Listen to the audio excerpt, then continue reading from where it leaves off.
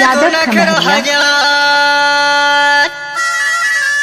तुर संग मिले बरानी मोर दिल बेकरार टूरी जान मारी दादा नहीं बाँचे टूरी मीठ बोले हरा पिंझौरी कूड़ा कर गए ना डिंडौरी सहार घुमाला ये हरा पिंझौरी कूड़ा कर गए ना डिंडौरी सहार घुमाला